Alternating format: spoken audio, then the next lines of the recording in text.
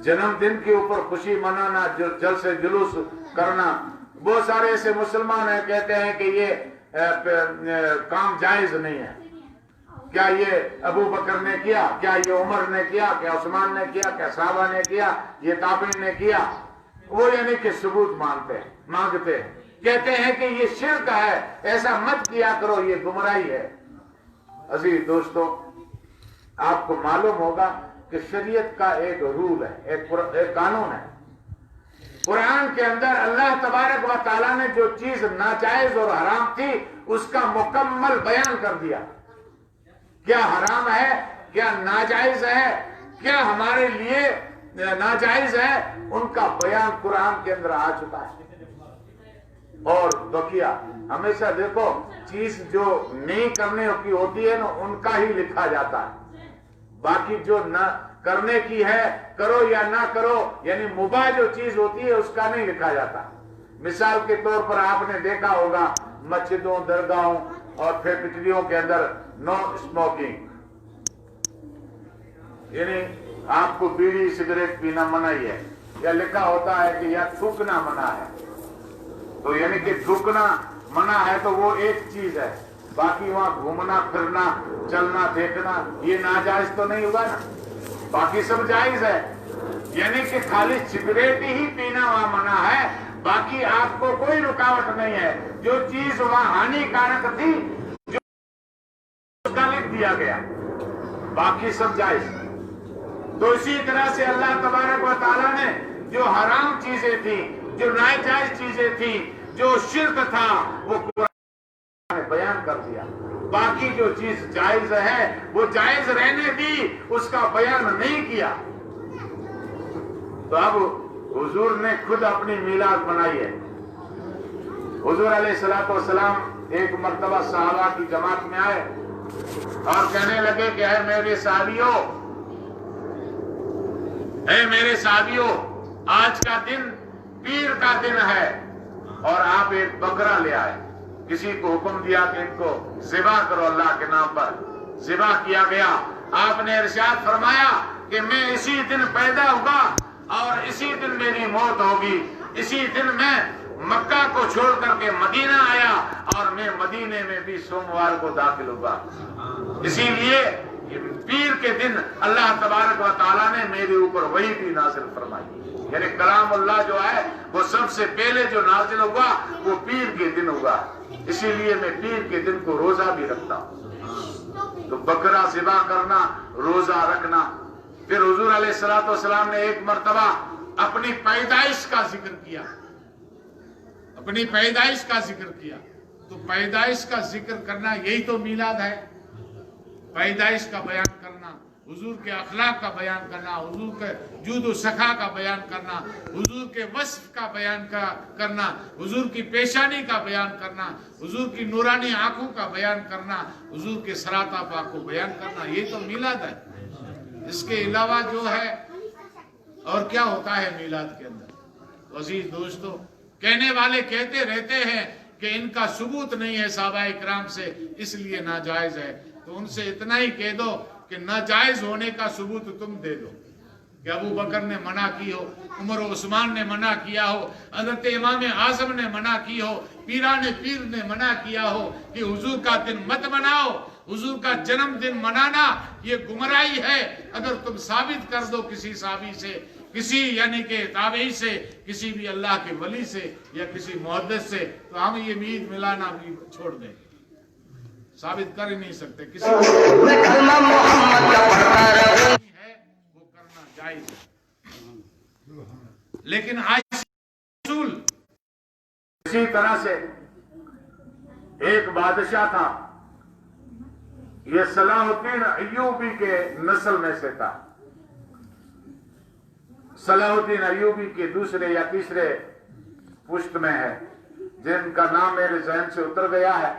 गालिब गुमान याकूब नाम था और उनका ये मामूल था कि वो जब मीलाद शरीफ का दिन आता, यानी कि 12वीं शरीफ का दिन आता, तो 1000 बकरे अल्लाह की राह में कुर्बान करता और तमाम ही शहर वालों को اس دن اپنے گھر کے اندر چولہا جلانے کی اجازت نہیں تھی، سب کو وہاں کھانے کی دعوت کرتا۔ اسی طرح سے یہ کئی صدیوں تک یہ سلسلہ چلا آ رہا ہے۔ حضرت مہاجر مکی نے، حضرت شیخ عبدالحق محدث دہلوی نے، انہوں نے اپنی آنکھوں کا دیکھا ہوا احوال لکھا ہے۔ شیخ محدث دہلوی، عبدالحق محدث دہلوی لکھتے ہیں کہ ایک مرتبہ میں 12ویں شریف کے موقع پر مکہ شریف میں تھا، تو مکہ شریف کے اندر تھا، تو اس دن روسائے مکہ یعنی بڑے بڑے رئیس جو تھے اور جو علماء کرام تھے، یہ صبح صادق سے پہلے حرم کعبہ کے اندر داخل ہوئے، یعنی کعبے کے اندر داخل ہوئے، اور انہوں نے اپنے ہاتھوں کے اندر مشعلیں لی اور فانوس جلائے، اور پھر وہ بلغ العلا بکمالہ کشفت دجا بجمالہ، یا پھر صلاۃ و سلام پڑھتے ہوئے وہاں سے یہ مشعل یعنی کہ یہ نورانی قافلہ روانہ ہوا جہاں اللہ کے رسول کا گھر ہے، جس کو مولد النبی صلی اللہ علیہ وسلم کہتے ہیں۔ وہاں سب اکابر، علماء، صلحاء، فقیر و فقراء اور رئیس سب وہاں جمع ہوئے۔ میں بھی حاضر تھا، میں بھی ان محفل کے اندر تھا۔ جب ہم حضور کے گھر کے اوپر پہنچے تو اس وقت میں نے دیکھا کہ آسمان سے ایک نورانی شکل یعنی ایک نور برس رہا ہے، اور یہ نور پورے ان محفل کے اوپر چھا گیا۔ عزیز دوستو، یہ سعودیہ کی حکومت سے پہلے کا معمول تھا۔ چاہے کسی کی بھی حکومت رہی ہو، چاہے ترکوں کی ہو، چاہے ان سے پہلے امویوں کی ہو یا عباسیوں کی حکومت ہو، یہ جلوس نکلتے تھے۔ لیکن جب سے سعود آیا، اس نے اسلام کے آثار قدیمہ تھے ان کو ختم کر دیا۔ آپ کو معلوم ہونا چاہیے کہ رسول اللہ صلی اللہ علیہ وسلم کے چچا حضرت امیر حمزہ کی قبر مبارک کو پھول ڈوزروں سے انہوں نے ہموار کر دیا، حالانکہ اوپر گنبد تھا۔ آج لوگ سعودیہ جا کر کے کہتے ہیں، اور یہ بھولے بھالے مسلمانوں کو گمراہ کرنے والے کہتے ہیں کہ تم حج پڑھنے گئے ہو؟ کہتے ہیں ہاں بھائی میں حج پڑھنے گیا۔ کیا تم نے وہاں درگاہ دیکھی؟ کیا وہاں پختہ قبر دیکھی؟ اب دیکھے کہاں سے؟ تمہارے آقا نے ان سب کو ختم کر دیا۔ سعودیہ میں دیکھیں گے کہاں سے درگاہ کو اور ان مقابر کو کہ جو تمہارے ان آقاؤں نے ختم کر دیا، اس لیے وہ بنانے نہیں دیتے۔ حالانکہ تمام صحابہ کرام جو جنت البقیع کے اندر تھے ان کے اوپر گنبد تھے، درگاہیں بنی ہوئی تھی، ان کے مزارات پکے بنے ہوئے تھے، لیکن حضرت فاطمہ الزہرا سے لے کر کے حضور کی بیٹیوں تک، اور پھر امام حسن اور حضرت حضور کی پھوپھیوں اور آپ کے بچوں یعنی کہ حضرت ابراہیم، آپ کے بیٹوں کی، حضرت عثمان غنی کی قبروں کو مسمار کر دیا گیا، ان کو ڈھا دیا گیا۔ آج وہاں سب یعنی کہ پشت زمین کے برابر کر کے اس کے اوپر چند پتھر رکھ دیے گئے ہیں۔ کسی کو یہ معلوم نہیں پڑتا کہ یہ قبر کس کی ہے۔ اور بیٹھے ہوئے ان پولیس والوں سے پوچھا کرو کہ ھذا قبر واللہ اعلم کل مسلم عباد اللہ، یعنی ہر مسلمان اللہ کا بندہ ہے، کس کی ہے معلوم نہیں۔ تو عزیز دوستو، حضرت شیخ عبدالحق محدث دہلوی کہتے ہیں کہ میں نے اپنے آنکھوں سے دیکھا کہ مکہ کے لوگ حضور کے گھر مبارک کے اوپر جاتے تھے اور وہاں برکت کی دعا کرتے تھے۔ حضرت آمنہ رضی اللہ تعالیٰ عنہ کہتی ہے کہ جس سال میرے بیٹے محمد پیدا ہوئے، وہ سال ان سے 5 سال پہلے قحط پڑا ہوا تھا۔ قحط کا مطلب بارش نہیں ہوئی تھی، لیکن جیسے ہی حضور تشریف لائے تو بارش بھی ہو گئی، اور ان بارش کے اندر اللہ تعالیٰ نے اتنی برکت رکھی کہ ہر درخت ہرا بھرا ہو گیا اور گھاسوں سے پورے میدان بھر گئے۔ ہمارے جو اونٹ اور بکریاں اور گائیں جو تھیں وہ یعنی کہ نیف و ناگر ہو چکی تھی، اور ان گھاس کو کھا کر کے یہ یعنی کہ جانور جو ہیں وہ فربا ہو گئے۔ اس لیے عرب کے لوگوں نے ان سال کا نام بھی خوشی کا سال رکھ دیا، یعنی کہ غم گئے اور خوشیاں آئیں، اسی لیے یہ ہم نے آرام اور سکون کا سال لکھ دیا، یعنی غم گئے اور خوشیاں آئیں۔ یہ حضور کا صدقہ تھا۔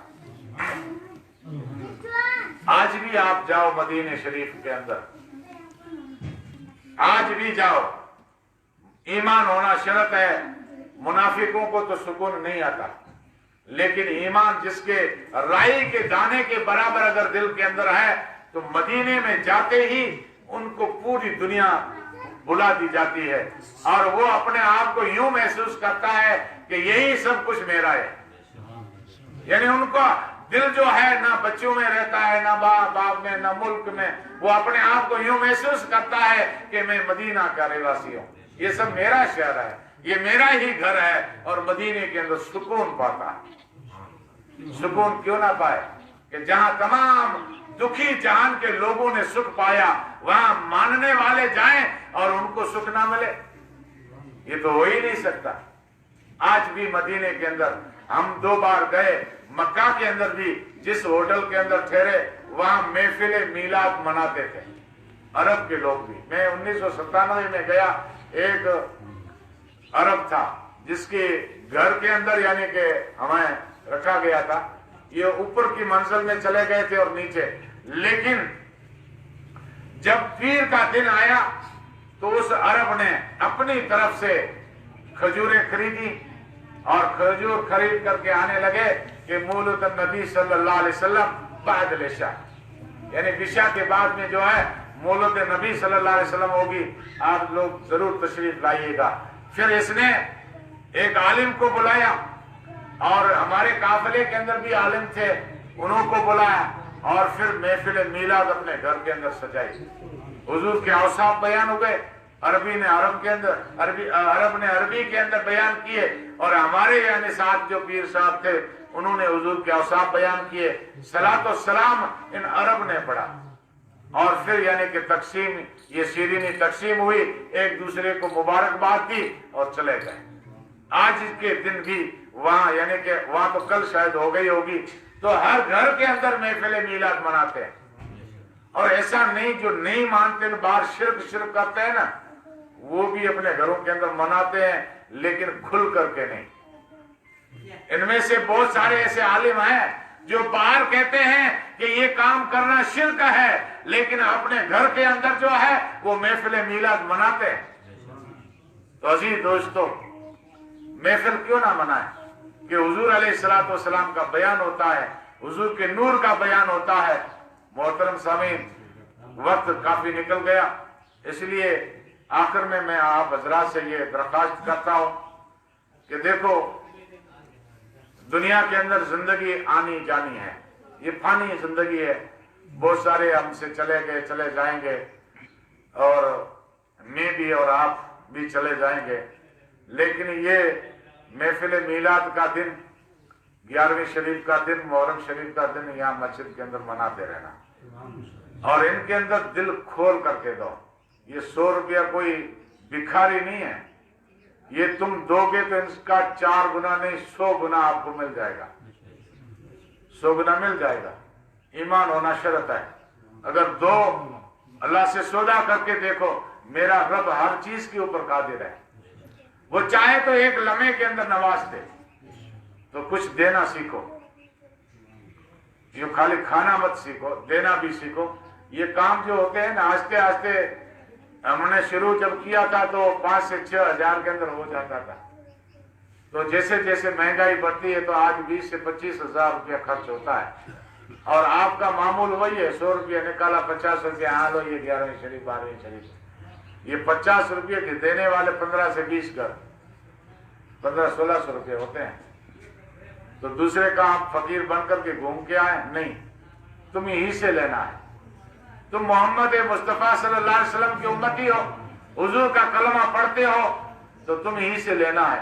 तो देने के लिए अपने दिल को कुशादा करो। मैंने वाकया सुनाया ना कि उन मदीने के इब्राहिम नामी का, कि जिस शख्स को अल्लाह ताला ने जन्नत भी अता फरमा दी और हुजूर का पड़ोस भी अता फरमा दिया, और फिर इनकी औलाद को भी नवाज दिया। एक तो ये चीज है। दूसरा, मुझे कहा नहीं, इसको कहा नहीं, वो कर रहा, ये कर रहा, ये सब तुम्हारा ही काम है, तुम्हें ही करना है। कोई कहे या ना कहे, 11वीं 12वीं शरीफ के अंदर आकर के काम करना चाहिए।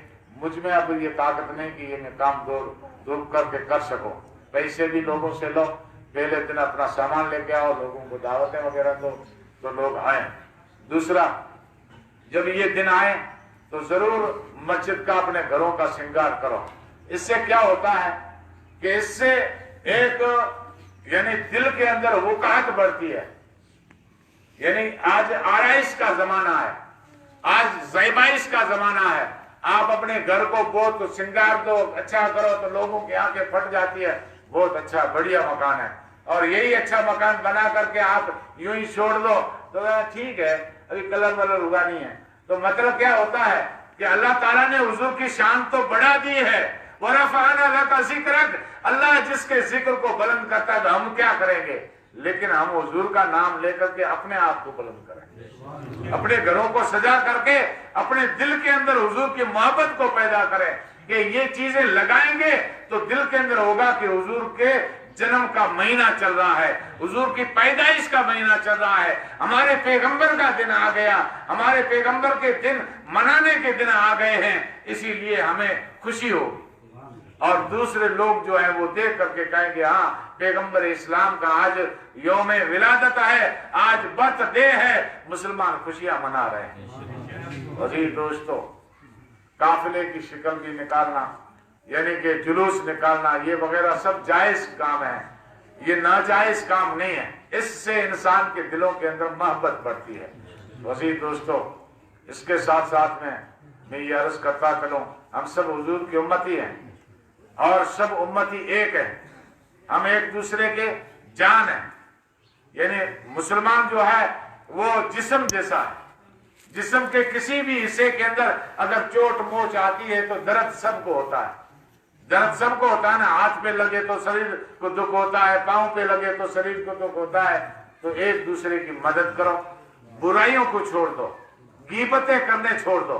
حضور کی امتی ہو, بھلائی دیکھو تو بیان کر دیا کرو کہ یہ اچھا آدمی ہے. تمہارا جی نہیں چاہتا نا تو ان کی برائی مت کرو, معلوم نہیں مجھے یار, بس یوں کہہ دو کہ میں نہیں جانتا کہ کیا ہے کیا نہیں ہے, بس یوں کہہ دو. تو کیا ہوگا, آپس میں محبت بڑھے گی. غیبت کرنے سے جدائی ہوتی ہے, ایک دوسرے کے دلوں کے اندر یعنی کہ دوری پیدا ہوتی ہے. اور اگر آپ اس کا کچھ نہ کہیں, بھلے دشمن جانی ہو, آپ کا دشمن ایسا ہو کہ آپ کی جان لینے کے لیے تیار ہے, اگر آپ ان کی برائی نہیں کریں گے نا تو لوگ کہیں گے یار آپ ان کے اتنے دشمن ہو لیکن وہ آپ کا نام نہیں لیتا. تو ایک دن وہ سوچے گا ضرور, یار میں جو ہے نا اتنی کرتا ہوں, یہ کچھ نہیں کرتا, تو وہ خود بخود رام ہو جائے گا, ہے نا, ان کا دل نرم ہو جائے گا. تو اسی طرح سے ہر مسلمان کے متعلق سوچو, ایک دوسرے کے لیے بھلائی سوچو. یہ ہمارے آقا علیہ الصلوۃ والسلام کا سبق ہے. آ کر کے اپنی امت کی خیر خواہی چاہیے, اور دنیا سے گئے تب بھی خیر خواہی چاہیے. تو ہم اس محمد صلی اللہ علیہ وسلم کی امتی ہیں جس کے صدقے سے یہ تمام کائنات بنی ہے. اللہ تبارک و تعالی ہم سب کے جو مومن یہاں آئے, جو اپنے گھروں کے اندر ہیں یا دور ہیں یا تمام جہان کے اندر جو مسلمان رہتے ہیں, اللہ تعالیٰ ان سب کی مشکلات کو دور فرمائے. اللہ تبارک و تعالیٰ ہر ایک مسلمانوں کی جائز مقاصد حاجات ہیں ان کو پورا فرمائے. اللہ تبارک و تعالیٰ مسلمانوں کی جان کی, مال کی, عزت کی, آبرو کی اور دین کی حفاظت فرمائے. اللہ تبارک و تعالیٰ حضور کے صدقے وسیلے سے ایک دوسرے سے محبت کرنے والے بن جائیں. اللہ تعالیٰ ہمیں حضور علیہ الصلوۃ والسلام کے صدقے وسیلے سے سب مسلمانوں کے اوپر جو مصیبتیں ہیں, بلائیں, آفتیں ہیں, ان سے محفوظ فرمائے. رزق روزی میں برکت عطا فرمائے. جن حضرات نے حضور کی محفل کے اندر دیا, چاہے ایک ہی روپیہ دیا, اللہ تعالیٰ ہم سب کا دینا قبول فرمائے. خصوصاً جن حضرات نے چاول دیے اور ان کے علاوہ جو مال سامان دیا ہے, اللہ تعالیٰ ان کی مشکلات کو دور فرمائے اور ان کے رزق روزی میں برکت عطا فرمائے. ہم تمام حاضرین اور غیر حاضرین جتنے بھی مسلمان ہیں ان سب کے ایمان کی حفاظت فرمائے. اللہ تعالیٰ ہم سب کو حضور کے صدقے وسیلے سے حرمین شریفین کی زیارت نصیب فرمائے اور مرتے وقت کلمہ نصیب فرمائے. لا الہ الا اللہ محمد رسول اللہ صلی اللہ علیہ وسلم. صلاۃ و سلام.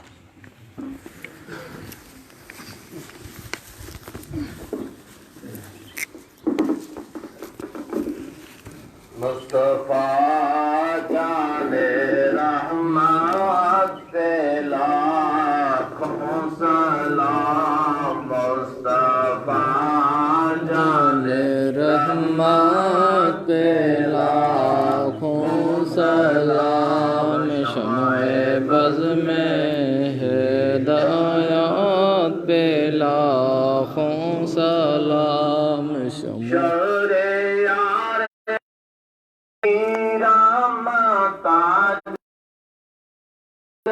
حرم شہر یار ارم تار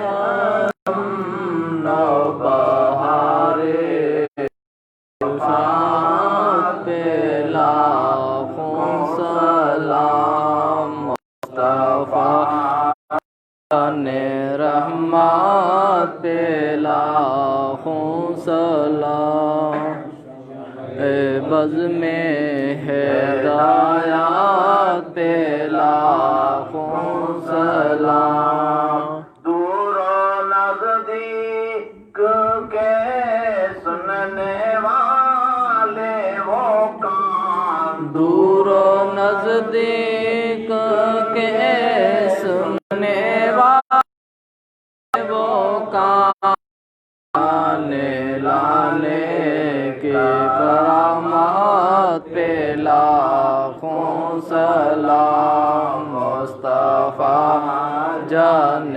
رحمت پہ لاکھوں سلام شمع بز میں ہدایات پہ لاکھوں سلام جس سوہانی گھڑی چمکا طیبہ کا چاند جس سوہانی گھڑی چمکاتے کا چاند اس دل افروز شایعات پہ لاکھوں سلام مصطفیٰ جان رحمت پہ لاکھوں سلام شمع بز میں ہدایات پہ لاکھوں سلام مجھ سے خدمت کے قدس بز میں ہے لاکھوں سلام